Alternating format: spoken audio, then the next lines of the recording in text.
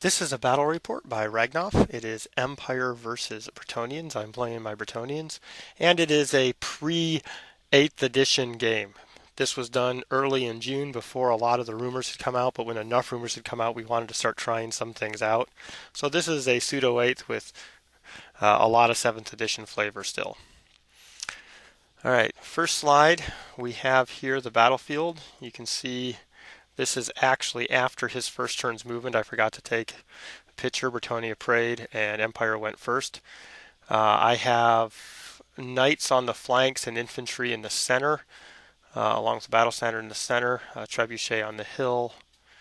You'll see some of this in more detail when we get to mine. He has a large infantry-based army. My thoughts here is to get to the center, kind of bog things down, hopefully to soften things up with that trebuchet, and then kind of envelop with the knights. Now we know that infantry is better. We were playing with the steadfast and stubborn rules. What we didn't know is how good the knight staying power was with their armor and etc. So really basically hoping to get in and make surgical strikes and combo attacks with the knights and see what I can do. Okay, next slide. So here's my far left. There's questing knights, then Pegasus knights, and then I have their Grail reliquae, then a large unit of knights errant that include my general, the trebuchet. Next we have a large unit of men at arms. They include my level 4 mage, and my battle standard bearer is there as well. He got shifted there because I figured he was needed in the middle.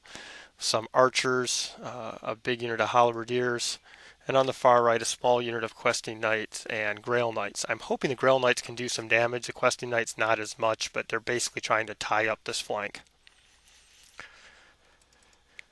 Alright, for my opponent you can see that he basically has 3 big infantry with detachments, the right and left one. Here's the right one. This is from my perspective. His left flank is 36 spear with a small handgunner detachment and a small halberdier detachment. One of his cannon is there. In the center he has a swordsman unit with free company and some more handgunners. Note the characters on horses. That would certainly not be that way in the future, as we didn't know about that rule. The empty base is actually the arc lector, but you can see the pieces of him behind. The unit model wasn't assembled yet. He was tried to get it done before the battle and just ran out of time. So on the hill we have that orc crossbow is standing in for 1 rocket battery. We were doing some substitutes to see what we wanted to work out. Another cannon and the other big infantry unit on the left. And then the mortar on the far left represents a 2nd rocket battery. Next slide. After that movement you saw, here's the first magic phase. A big 3 dice for him, 2 for me. While the magic phase did very little, one of his cannon shots did phenomenally well. Cannon and mortar fire wiped out most of the Pegasus Knights down to 1, and the cannon from his far right managed to have a shot bounce through the trebuchet, destroying it, and into the Knights Errant, killing 2 of them as well. For my turn, I just end up moving forward. Again, I'm getting ready to clog down the middle, bring the Pegasi up, hoping I would get a shot at a war machine. I don't think I really thought I'd get it. I brought him too far forward. Knights up to clog and to see what happens. On the far right, 1 unit of knights advances to try to bog him up in that middle pass and send the Pegasus Knights, the Grail Knights around the far side. My shooting in Magic is not quite as effective, especially without a trebuchet. I do manage to peel 5 guys off of this free company. I end up shooting at them quite a bit, again trying to be sure that when my infantry gets engaged they can't flank move. And I also threw heaven spells at some of the war machines. That proved mostly ineffective. Here we are at the start of turn 2. I think that I'm doing okay, and he starts declaring charges.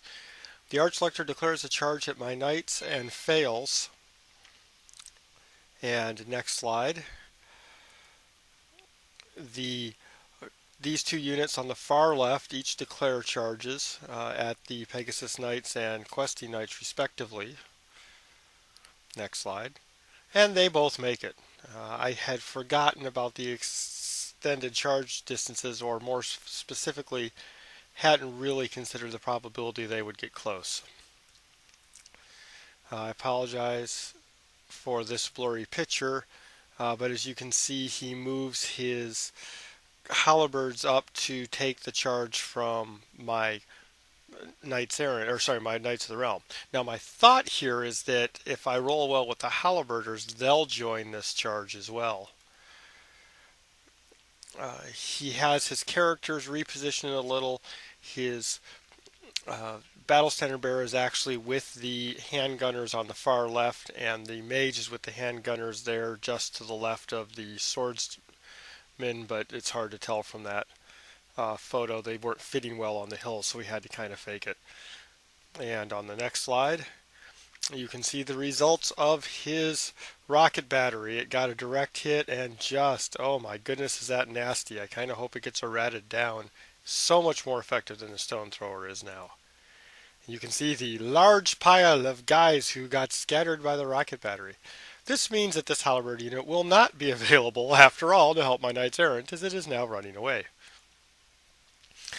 Other shooting is equally nasty to these peasants. It's just a bad day to be a peasant. So my turn 2, I do charge in with this unit. He doesn't have standards or anything along those lines. I'm hoping to do enough damage to force some tests. And next slide. The knights of the Grail Knights charged his cannon. He fled. I did reach the cannon and spike it. Hey, 1 war machine down, 3 to go. And I do to charge his Archlector with both of the infantry units moving out.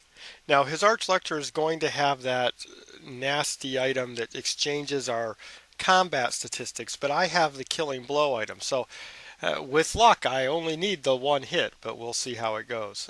This guy is just so difficult for me to beat in a number of ways, and I wasn't really sure how to deal with him. So I took a chance trying to figure if I got lucky with the general, then this unit could support these 2 infantry units.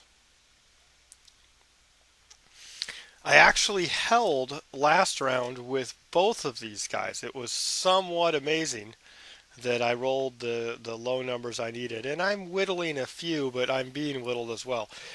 Surprisingly enough, both hold yet another round.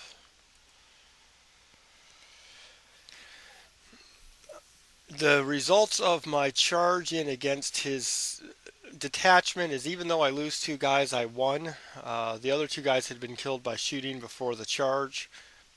I end up winning several times and eventually do break the unit, but it takes quite a while with this, how stubborn they are.